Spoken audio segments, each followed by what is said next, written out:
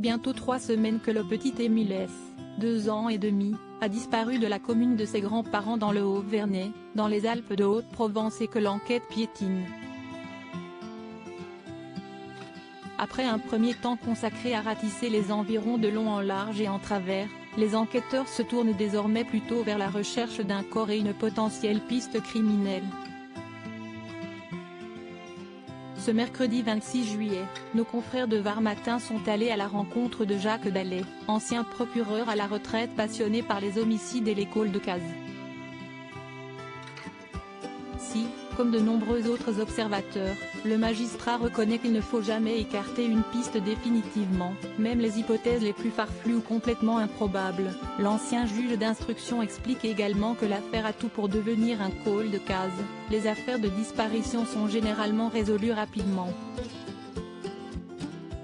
Sauf un certain nombre, lorsque les enfants ont entre 7 et 12 ans, on peut penser qu'il s'agit d'une disparition liée à quelque chose de sexuel. Ce qui est beaucoup moins le cas pour les tout jeunes enfants comme le petit Émile, a-t-il expliqué, avant d'ajouter un peu plus loin, les jours et les mois peuvent passer et un jour un promeneur retrouvera des ossements. Comme cela a été le cas pour les disparus de la forêt de Boscodon dans les Hautes-Alpes. 6 personnes y ont disparu en 25 ans. L'espoir de retrouver le corps du jeune Émile est donc faible mais pas inexistant. Les enquêteurs ont encore de nombreuses données de plusieurs formes à traiter, qui, une fois recoupées, permettront peut-être de s'appuyer sur une ou plusieurs pistes possibles.